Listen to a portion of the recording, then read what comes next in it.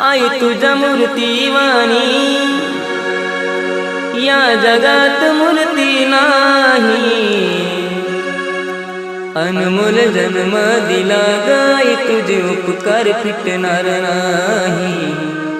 अनमोल जन्म दिला गाई तुझे उपकार फिटणार नाही। बालपणी मी खेळत खेळत